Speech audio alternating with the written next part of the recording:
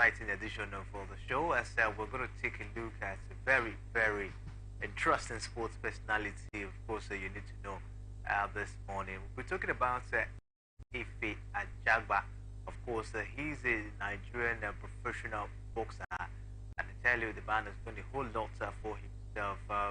This week, he put up an impressive performance in a boxing bout against Kudal, and was such an impressive outing from Ife Ajagba. Once again, don't forget, he's a Nigerian, and I tell you, we have a whole lot to review to you about the man. And Ife Ajagba. We'll take a short break now, and when we'll come back from this break, we'll bring you all that you need to know about Ife Ajagba, Nigerian professional boxer. Please stay with us.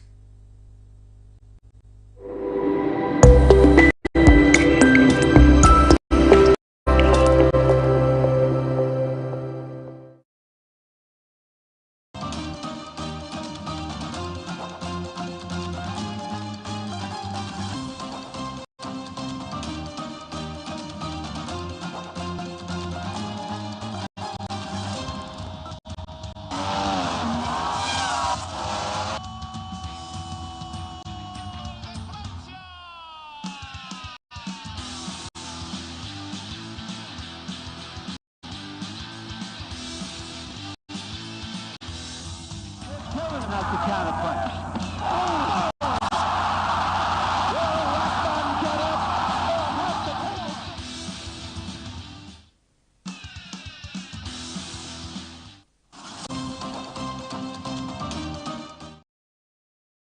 As the sports personality on Atlantic Television Network, of course, we told you we're going to be taking a look at the life of Ife Ajagba, a Nigerian professional boxer. And joining me to take a look at the life of Ife Ajagba this morning is a man, of course, who has knowledge about him, and of course, his name is Chuka.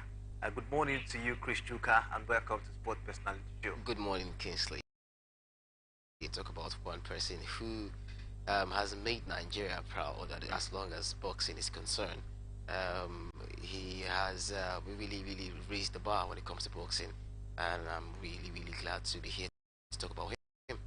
And of course, we'll also we'll be joined by Gogo Obidemi. Of course, he is a boxing expert, and he knows so much about Ife Ajagba. We really want to hear from him to tell us more about the man Ife Ajagba. Thank God, of course, just like Chris mentioned, he is a Nigerian, and Ugele, Delta State, Nigeria.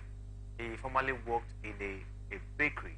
Ife Ajagba is a Nigerian professional boxer who hold the certified for leaving the ring 1 second after the opening bell.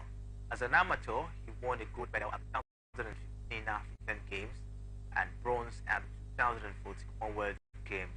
Ife is one among 4 children born to parents.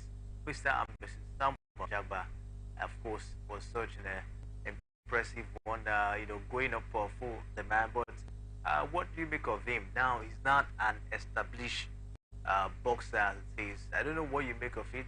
We hear, of course, that he came from a family that, of course, his dad was a lover of boxing. And mom, of course, actually gave him a little bit of support.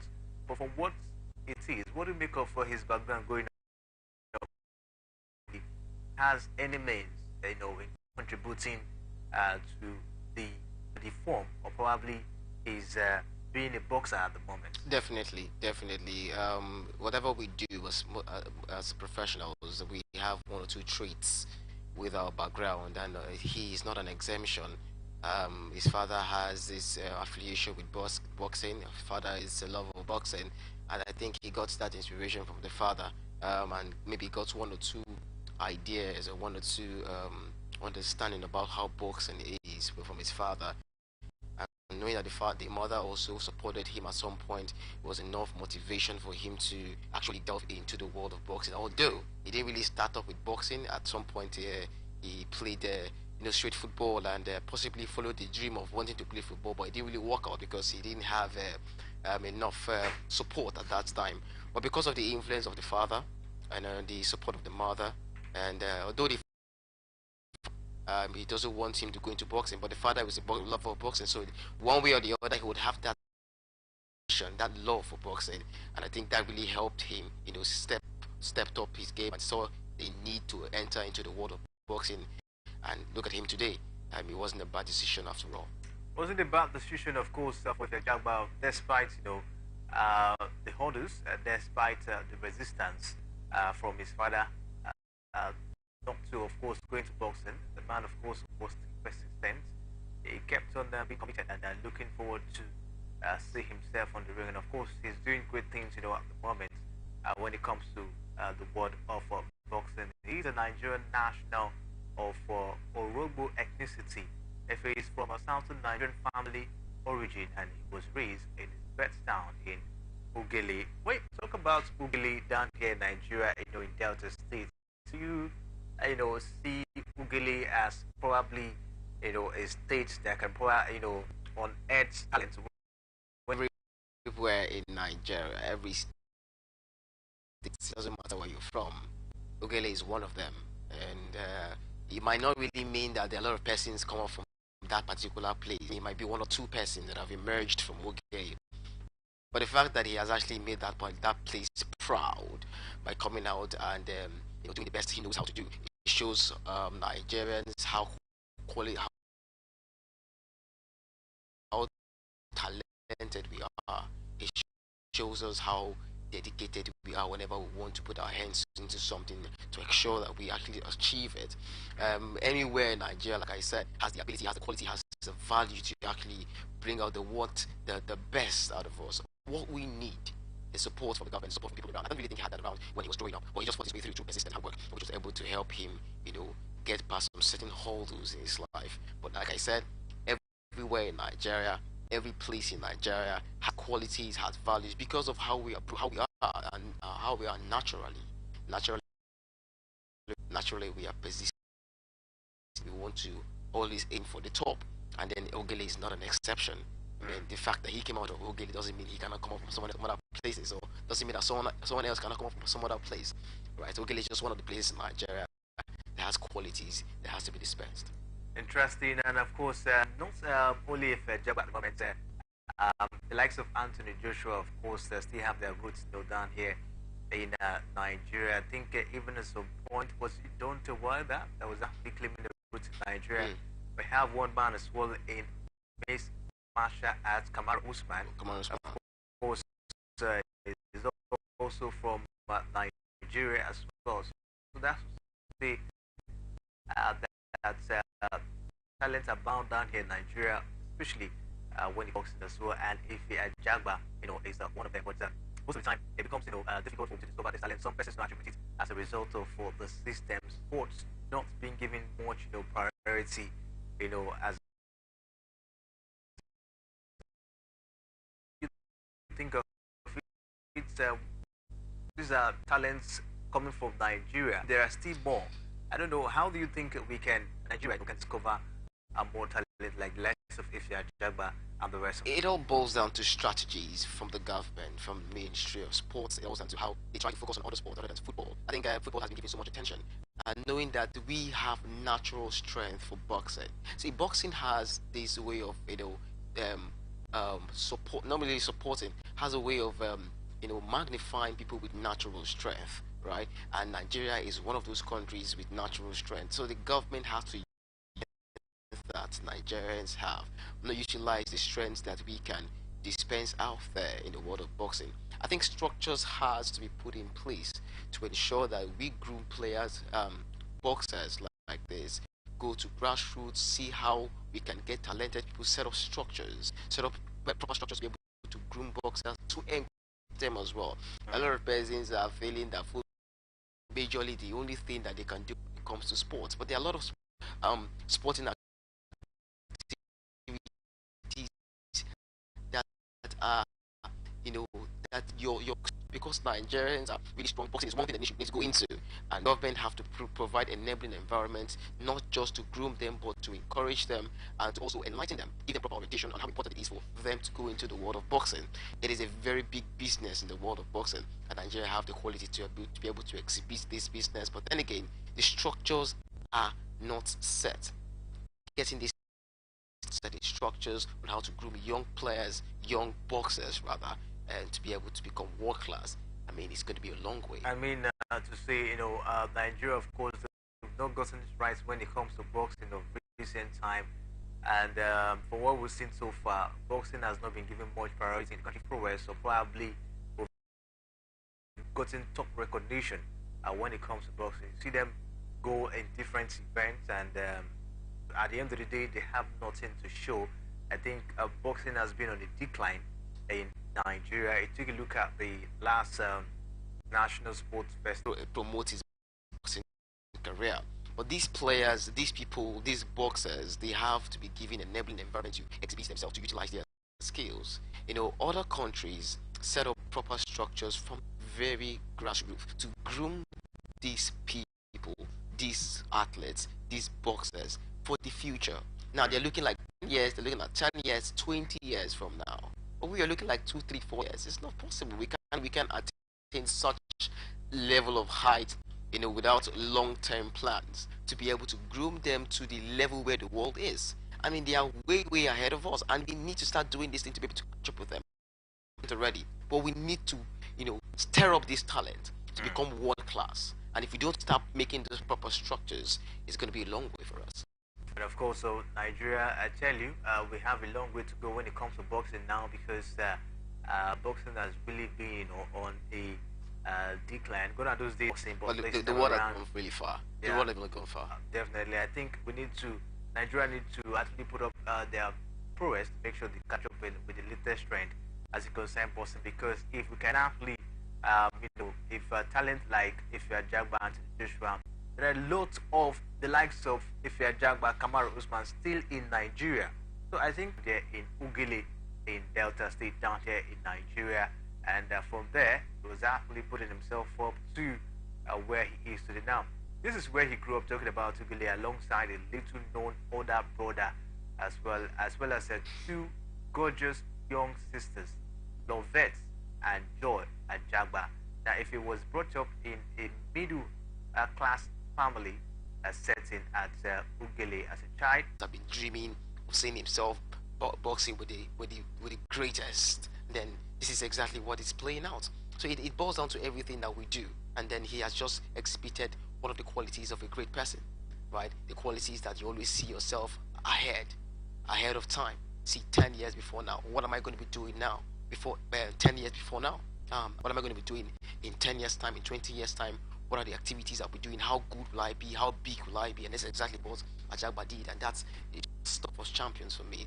Because champions are always goal-getters, they're always seeing further, they're always seeing the future and how much they want to attain. And then impressive one, of course, for Jama was a daydreamer, the man, of course.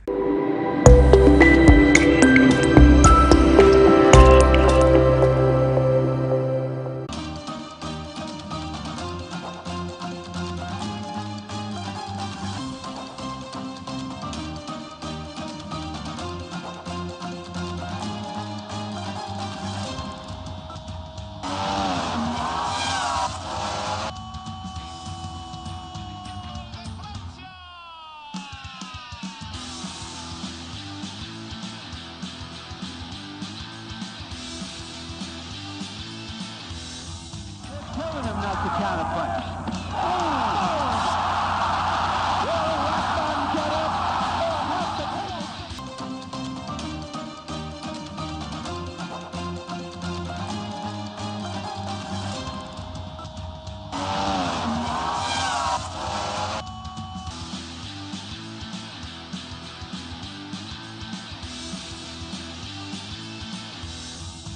Telling him not to counterpunch.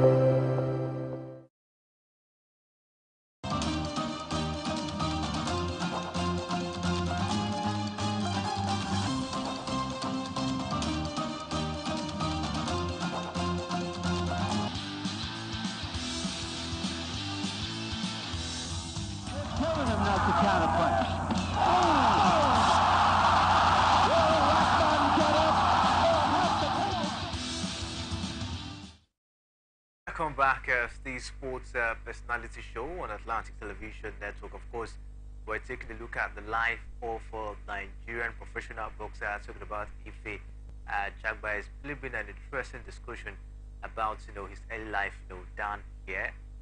The man, of course, is from Ogili down there in Delta State. That was where, of course, he has most of his time before actually putting down some efforts to there go down the UK, of course, to put up his boxing career.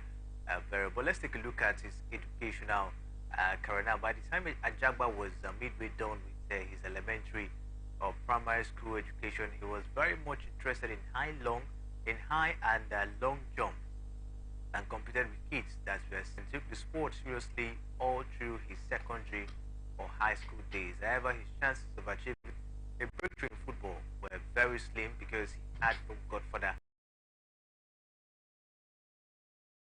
Tried football, but according to the story we heard, there was nobody, of course, to give him that push, that extra effort to get what he wanted, especially in football as well. So that's to say, he was already in that sporting line even before. Reason why he find himself around different kind of sports, football, high jump, and whatever, and finally boxing. But then related to sports, and that's why we are seeing him today.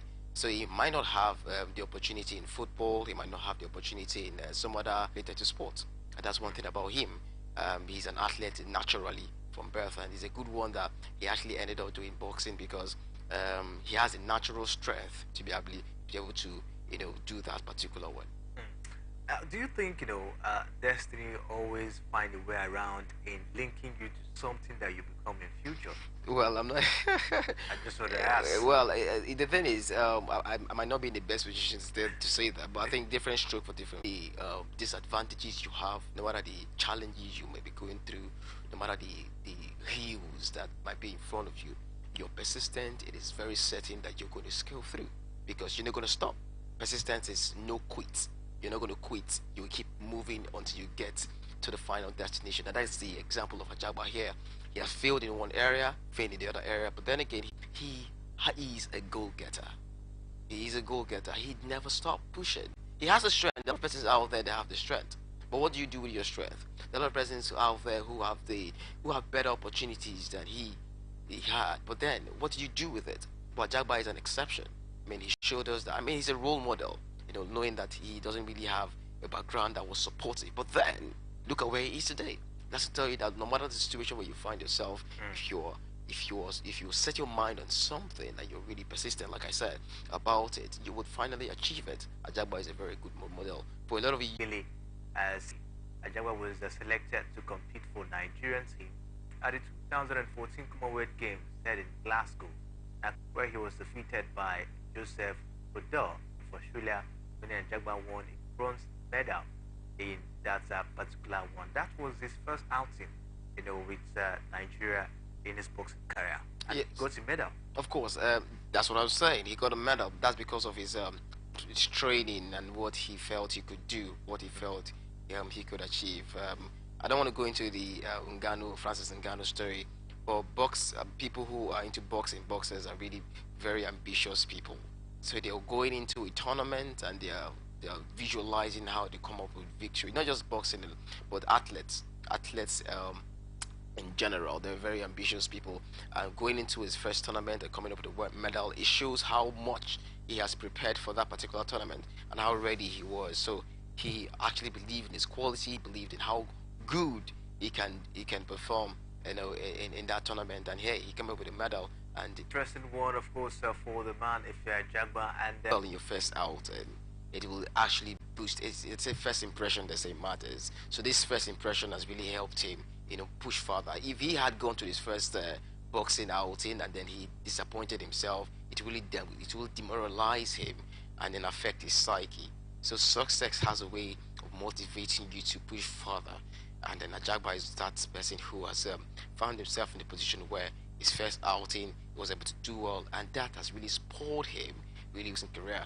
And it is very good because we always tell people that whenever you go out to your first outing, try as much as you can to put in your best performance, because that will be a catalyst in your future fight or future engagement or future experience. It has a whole lot in affecting your psyche. So within the first medal, you were like, okay, I want the first medal. It shows like Right, but was such an impressive one, making it to that summer Olympic, and of course putting up an impressive outing. That was his, first Olympic outing, and I think the man was very determined, and as well, from what I've seen so far, I think this was the Olympics and putting up such performance. I think was such of an impressive one for the man going forward in his career. Of course, it was an impressive one going forward. This is talents like this, in the country. So there's a call for gathering of a lot of these young talents to be able to come showcase themselves on the world stage. They don't need to go through the procedures and the challenges that Jabba went through to be able to get here. But then again, like I said, proper structures have to be provided to be able to get to this level. I mean, Ajagba has this connection with the UK. We do not always have to travel out to get this connection, to get this relationship, and to get the opportunity to be able to come represent Nigeria. So it's always possible that, hey, we can set up structures right here in the country to help boxers. So it shows, no, it shows that we have lots of talents in the country. But how are we, grooming these talents? It calls for concern because a lot of talents are wasted. A lot of talents are on the streets. So how do we gather these people together? We are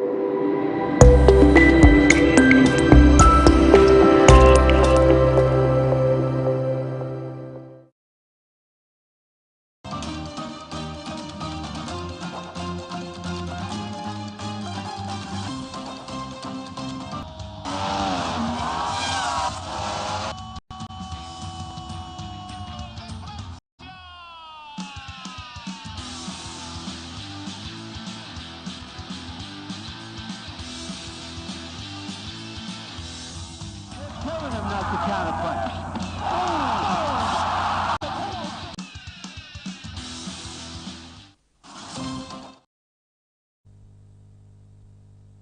Show on Atlantic Television Network, kind of. Can you hear me? I can hear you loud and clear now. Good morning to you. Yeah, good morning, Mr. Kingsley. Good morning, fans of the show. On air with you guys. We're very happy to have you after several in Ife Ajagba, his early life and where he is today.